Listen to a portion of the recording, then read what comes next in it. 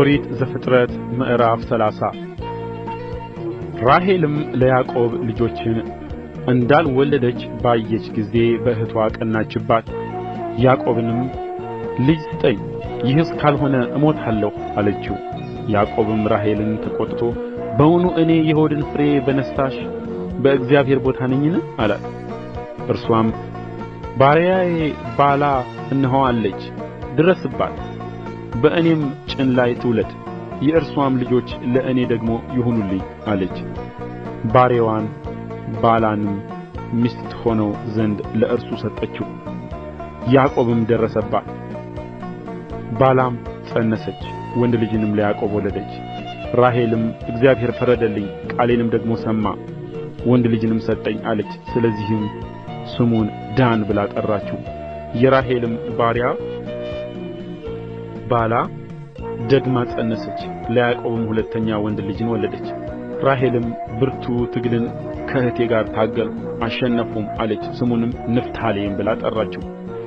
ልያም መውለድን እንዳቆመች ባየች ጊዜ ባሪያዋን ዘለፋን ወሰደች፣ ሚስት ትሆነውም ዘንድ ለያዕቆብ ሰጠችው።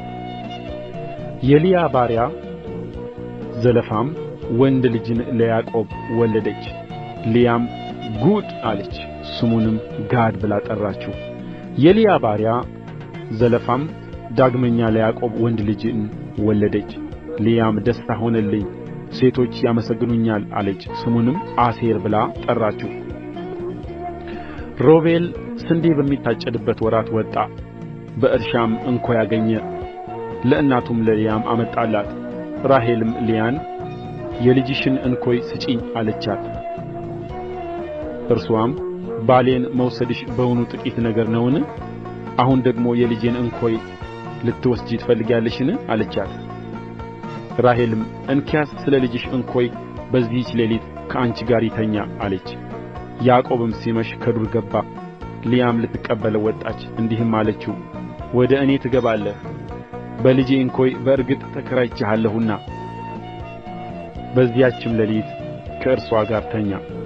እግዚአብሔርም የልያን ጸሎት ሰማ፣ ፀነሰችም፣ አምስተኛ ወንድ ልጅንም ለያዕቆብ ወለደች። ልያም ባሪያዬን ለባሌ ስለ ሰጠሁ እግዚአብሔር ዋጋዬን ሰጠኝ አለች። ስሙንም ይሳኮር ብላ ጠራችው። ልያም ደግማ ፀነሰች፣ ስድስተኛ ወንድ ልጅንም ለያዕቆብ ወለደች። ልያም እግዚአብሔር መልካም ስጦታን ሰጠኝ፣ እንግዲህስ ባሌ ከእኔ ጋር ይኖራል፣ 6 ልጆችን ወልጄለታለሁና አለች። ስሙንም ዛብሎን ብላ ጠራችው። ከዚያም በኋላ ሴት ልጅን ወለደች፣ ስሟንም ዲና አለቻት። እግዚአብሔርም ራሔልን አሰበ፣ እግዚአብሔርም ተለመናት፣ ማኅፀንዋንም ከፈተላት። ፀነሰችም፣ ወንድ ልጅንም ወለደችና እግዚአብሔር ስድቤን አስወገደ አለች። ስሙንም እግዚአብሔር ሁለተኛ ወንድ ልጅን ይጨምርልኝ ስትል ዮሴፍ ብላ ጠራችው። ራሔልም የዮሴፍን ከወለደች በኋላ ያዕቆብ ላባን እንዲህ አለው፣ ወደ ስፍራዬ ወደ አገሬም እመለስ ዘንድ አሰናብተኝ፣ ስለ እነርሱ የተገዛሁላቸውን ሚስቶቼንና ልጆቼን ስጠኝና ልሂድ፣ የተገዛሁልህን መገዛት ታውቃለህና። ላባም በዓይንህ ፊት ሞገስን የማገኝ ብሆንስ ከዚሁ ተቀመጥ፣ እግዚአብሔር በአንተ ምክንያት እንደ ባረከኝ ተመልክቻለሁና አለው። ደመወዝህን ንገረኝ፣ እርሱንም እሰጥሃለሁ አለ። እርሱም አለው፣ እንዴት እንዳገለገልሁህ ከብትህንም እንዴት እንደ ጠበቅሁልህ አንተ ታውቃለህ። ከእኔ መምጣት በፊት የነበረህ ጥቂት ነበርና ዛሬም እጅግ በዛ፣ ወደ አንተም በመምጣቴም እግዚአብሔር ባረከህ። አሁንም እኔ ደግሞ ለቤቴ የምሠራው መቼ ነው? እርሱም የምሰጥህ ምንድር ነው አለ። ያዕቆብም አለው፣ ምንም አትስጠኝ፣ ይህንም ነገር ብታደርግልኝ እንደገና በጎችህን አበላለሁ እጠብቃለሁም። ዛሬ በመንጎችህ በኩል አልፋለሁ፣ በዚያም ከበጎችህ መካከል ዝንጕርጕርና ነቁጣ ያለበትን ጥቁርንም በግ ሁሉ ከፍየሎቹም ነቁጣና ዝንጕርጕር ያለበትን እለያለሁ፣ እነርሱም ደመወዜ ይሆናሉ። ስለዚህም በፊትህ ያለውን ደመወዜን ለመመልከት በመጣህ ጊዜ ወደ ፊት ጻድቅነቴ ይመሰክርልኛል። ከፍየሎች ዝንጕርጕርና ነቁጣ የሌለበት ከበግ ጠቦቶችም ጥቁር ያልሆኑ ሁሉ እርሱ በእኔ ዘንድ ቢገኝ እንደ ተሰረቀ ይቈጠርብኝ። ላባም እነሆ እንደ ቃልህ ይሁን አለ። በዚያም ቀን ከተባቶቹ ፍየሎች ሽመልመሌ መሳይና ነቁጣ ያለባቸውን ከእንስሶቹም ፍየሎች ዝንጕርጕርና ነቁጣ ያለባቸውን ነጭ ያለበትን ማንኛውንም ሁሉ ከበጎቹም መካከል ጥቁሩን በግ ሁሉ ለይቶ ለልጆቹ ሰጣቸው። በእርሱና በያዕቆብ መካከልም የ3 ቀን መንገድ ያህል አራቃቸው። ያዕቆብም የቀሩትን የላባን በጎች ይጠብቅ ነበር። ያዕቆብም ልብን፣ ለውዝ፣ ኤርሞን ከሚባሉ እንጨቶች እርጥብ በትርን ወስዶ በበትሮቹ ውስጥ ያለው ነጭ እንዲታይ ነጭ ሽመልመሌ አድርጎ ላጣቸው።